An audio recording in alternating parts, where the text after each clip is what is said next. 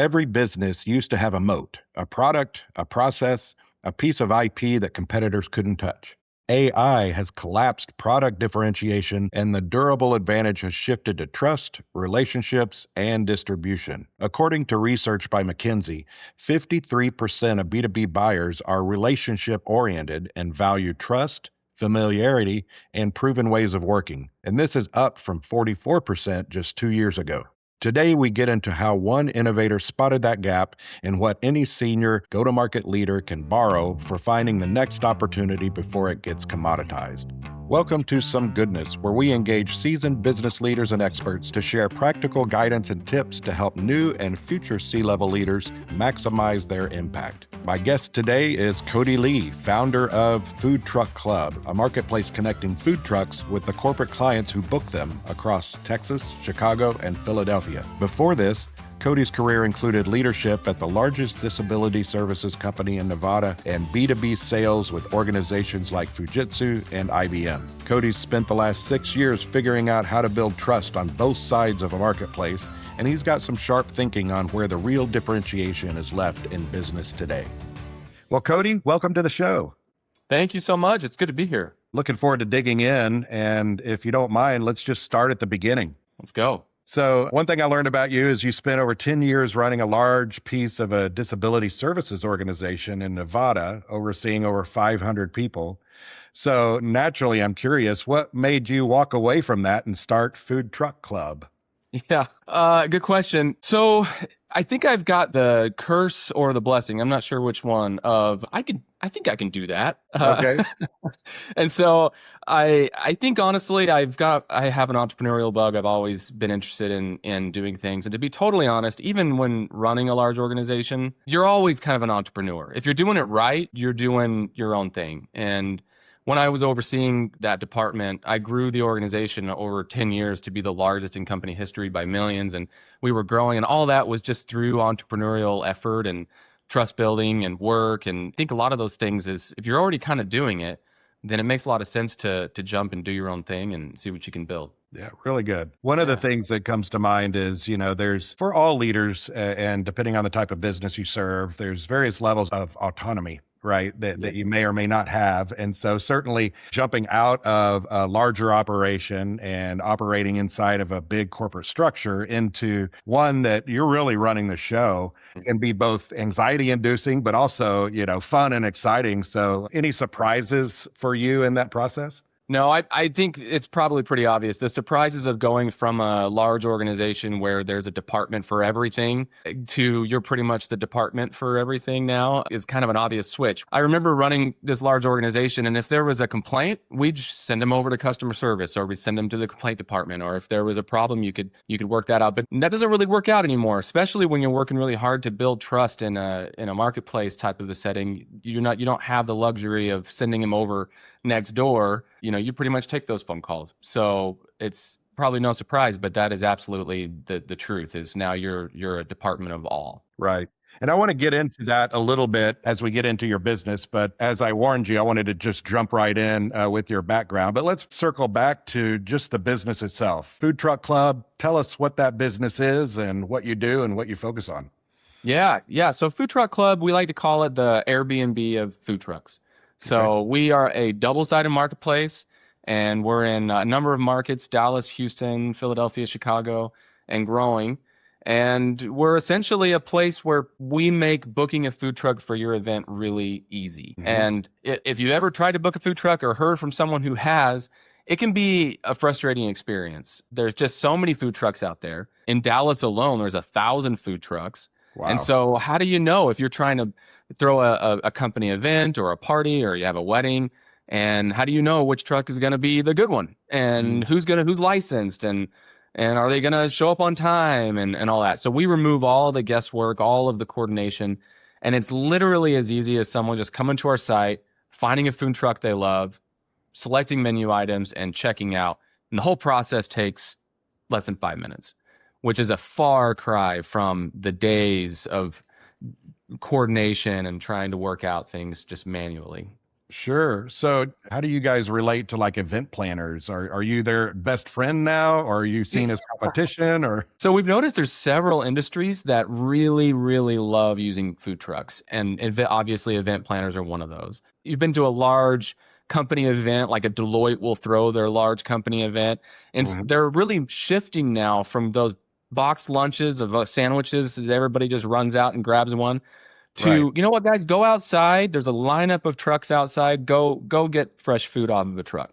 So there's a shift in the market that way. Higher education uses us a lot. You know, large organizations that have several, your large warehouse industry type businesses really use us a lot as well. So there's some that just use us very, very frequently. That's really cool. Yeah. In fact, just last year, I was joining one of our client sales team meetings, and it was an outdoor type of an affair. And instead of having the typical, Marriott catered lines of, the fish and chicken and spaghetti or whatever you're tired of, right? They had a couple food trucks out there, and it was really, and everybody was talking about it, right? So I That's think it. it's kind of a fresh idea, at least from my Mhm. perspective, for corporate teams and events and team building and things like that. Yeah, it's true. I mean, one of the reasons that companies pay for food and have it there is for the employee experience. But when the experience starts to be boring and they want to give their employees something more, then there's nothing better than, you're right, a food truck is really the experience. It's fun, it's unique, it's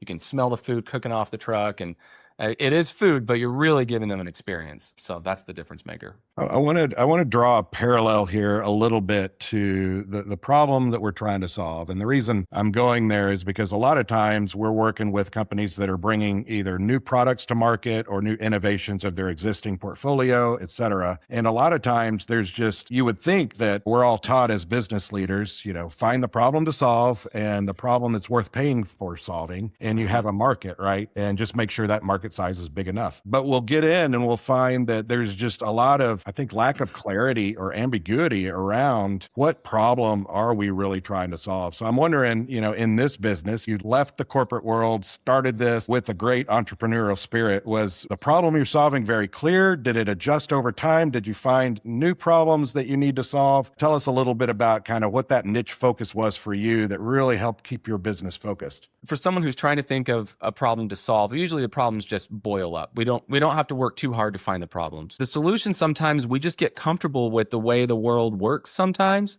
Mm, And it's just, we get comfortable with coming into the office and waiting days to hear back from people. And we get comfortable with people's schedules. We get comfortable with operating our departments the same way day in and day out. And the problems are there, but we just become sort of blind to it. If we just wake up and look for a creative way to tackle things, then it's right in front of us. So that was the way it was with food truck. There was someone that I had heard in the market that was just a go-between, just a guy mm. that knew food trucks, and a guy that, you know, I and know a a guy guy. that, He knows people. yeah, He'll hook you up. seriously, it was the guy, and he was called that, and everybody, the food trucks knew him, and he was just a single person who didn't even have a business. But I could see that trucks loved working with him because he was giving them work. And I could see that customers just finally had someone that they could trust to just recommend a good truck. And they were just sort of slowly going to this guy. And I thought, there's got to be a way to really operationalize it in Yeah. an easy, seamless digital way. And so we built the solution, and it was there. But it's funny because the problem and the solution were already existing the whole time. We just operationalized it and pushed it. And thinking, and it sounds like, implementing a new, more efficient way to solve that problem using latest technology that maybe people aren't applying to this world or this industry, That's right? right. That's right. Yeah, absolutely. Yeah. We're now to a point, especially even with our business, where you can see this on multiple platforms now, where their technology has moved to a place where they're communicating with you even like you would on ChatGPT. It's just you can go in there and talk to them, and then this robot will talk back to you and book and everything. So technology is huge, but in terms of like finding the opportunity, a lot of times it's just having the energy to address it and build something. Well, and I want to get to a couple of your examples, but that just brings to mind in several of our podcast episodes lately, we're always talking about, this balancing act between technology and AI doing things versus the human element that's so important. And one of the things that you mentioned when we were talking the other day is just the importance of building trust. And, having that trust element is so key to your business. Tell us a little bit more about how that's vital in your business and how technology can't necessarily replace that. Yeah. Well, okay. So no surprise here. Trust in any industry is really important. Trust, especially now, is really important. But it just so happens in my industry, in marketplaces, it's even twice the importance, because you're not just trying to build trust with one side, you're building trust with two sides. And that's a whole other ballgame. And just fun fact, businesses typically take a few years to get off the ground, but marketplaces take on average 7 years to be successful, because again, you're trying to really build that trust. And trust, you can build all the AI agents you want. We can have all the cool gadgets and CRMs out there, but you cannot replace trust. And trust is not quick, and for the most part, trust takes time, and that's where we're at. It's a slow process, but the customer needs to know when they come to our site that they're going to get the truck that they ask for, and that is way more than just having a website with trucks up. That it just is.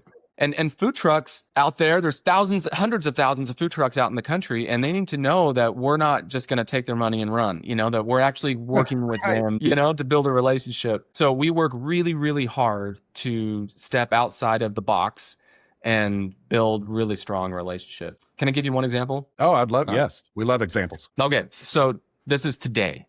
This happened today. We're a 5-star company. We have 4.9 stars on Google. People love us to death. We've done thousands and thousands of events. So I'm just going to preface it with this, okay? Because I'm going to give you a not 5-star story. We had an event that happened yesterday where we booked the truck. The truck is a 5-star truck, but the employee who went out to this event just was late. They got stuck at a train, and they ended up being 20 minutes late to the event. So this person had 120 employees standing outside waiting for their hot food, and the truck didn't show, at least not for 20 minutes. And this customer was really upset. And we have people on our team to handle complaints now. That person was really upset. Our complaint department offered what we offer, a refund, and we offered to do what we could to correct it, discount on a future booking, everything we thought we could. This customer would not calm down. She was really frustrated. So it came to my desk. And normally, I think a lot of leaders think that, well, they're a leader, they have people for this. We have systems for this. We'll have our robots respond with the most sympathetic, response. But that's just not our philosophy. And I also just don't believe it's a philosophy that leaders should have in general. And so I called her and just said, hey, I'm the founder of Food Truck Club, and I just want you to know that we're really sorry for this. Offered her the same thing we offered before. And we ended the call. She was so happy. In her email, she had said she was never going to use Food Truck Club again. And she was upset with the experience in the food truck, even though it wasn't our fault, it was the food truck that was late. But still, I took responsibility. We offered the same thing. I had a long talk with her, and she left. She said to me, thank you for calling me. I feel so heard, and I'm going to use you guys again. And so this is just to say that trust takes time and energy and effort. And that's what we try to do here. But I just think, if anybody wants to be successful in anything they do, they got to do those steps. Absolutely. Well, and kudos to you guys. I mean, nobody's flawless. Nobody's perfect. And so it's all about how you handle some of those missteps or those friction points, when they do come up. And so I love that story. So that's great. And a great reminder for all of us leaders that sometimes we have to pick up the phone and we have to say, look, this was my partner, but I'm taking full accountability, right? I introduced you to them or whatever it happens. I mean, my last thought on that is just that trust, I think, is built even faster when mistakes happen and get corrected than just doing what you should be doing, Yeah. Along with your, let's call it, innovative solution to the food truck problem, there's kind of this broader event planning and catering status quo out there. And when we work with companies on their messaging or their positioning, their differentiation, we're always trying to fight that status quo bias of, hey, this is what we always do. This tends to work, right? I know it. I'm comfortable with it. They get into analysis paralysis, trying to think of other options. They just go to what they know, right? Yeah. And so, I'm thinking about these corporations who they got a big big Marriott ballroom booked and they've got the field or the patio outside, and it would just be so much easier to just have them handle the catering versus trying something new with you guys. And so my question to you is, and this is relevant to all sellers trying to innovate or trying to sell, something innovative or sell against the status quo. How do you position yourselves against something that's just so ingrained and easy? The easy button is let Marriott handle it. Yeah. Yeah. Well, I guess as you were talking, honestly, I was thinking, have you heard the book? I think it's Start With Why.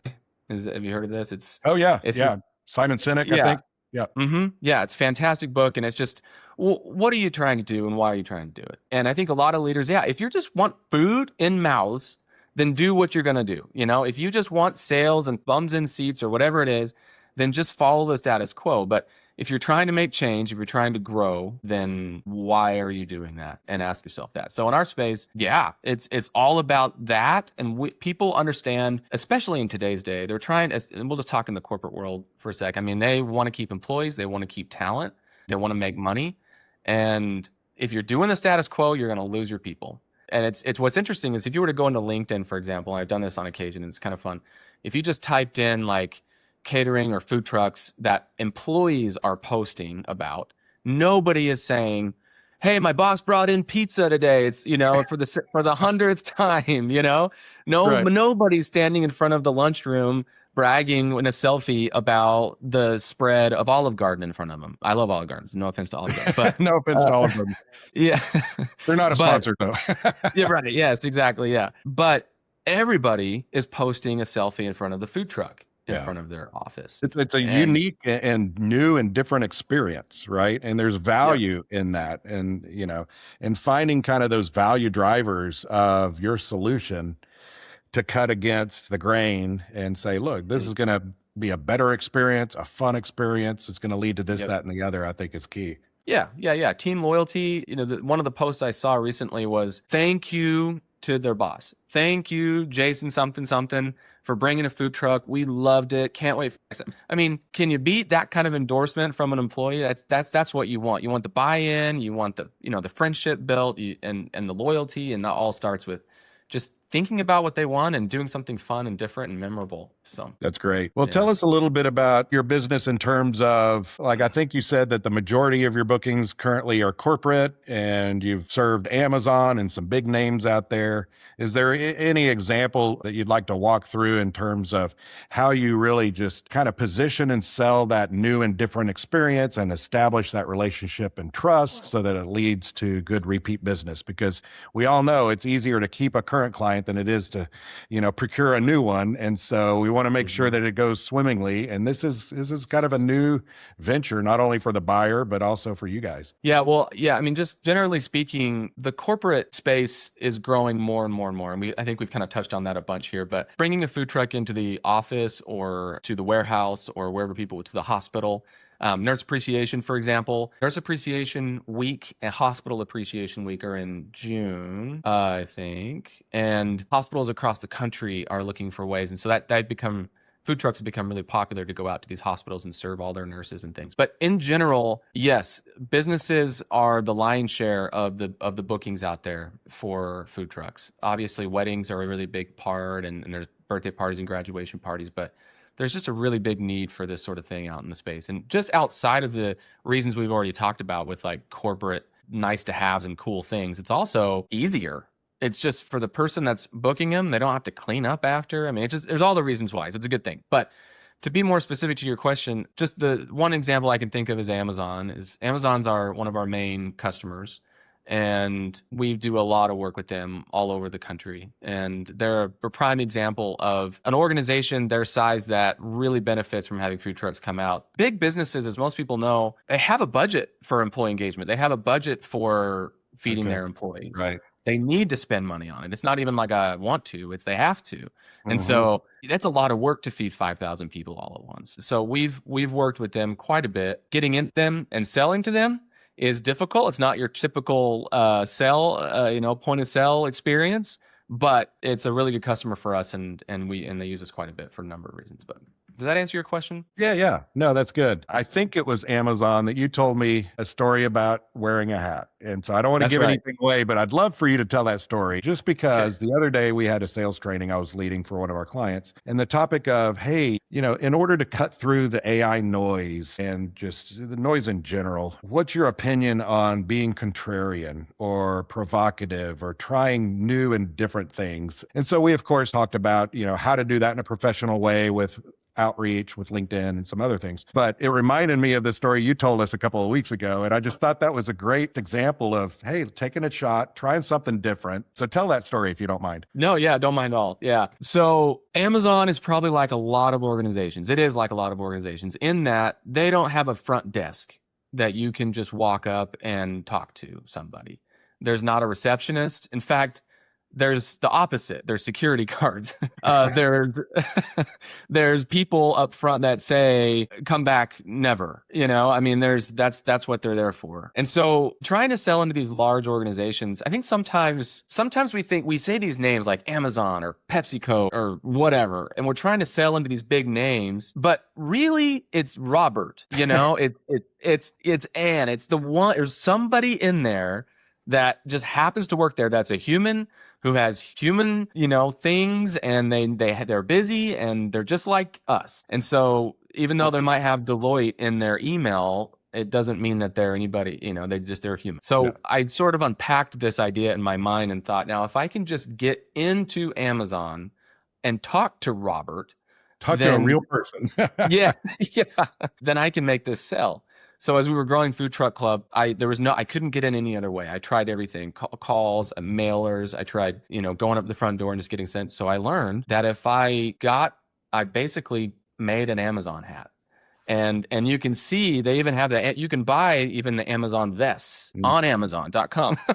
So I dressed like an Amazon employee and I just walked in and nobody asked any questions. There's 5,000-ish people who work in each one of these buildings, so they don't know. There's a lot of turnover probably. And so I just walk in. I became really familiar with exactly the place that Robert and the Robert type people would sit. I knew exactly where they sit. And so I would just walk in, past the conveyor belts and through the building and talk to the person. And 80% of the time, I made the sale. And then they stay with us and they're there every time. And in fact, the first question is, how did you get in here?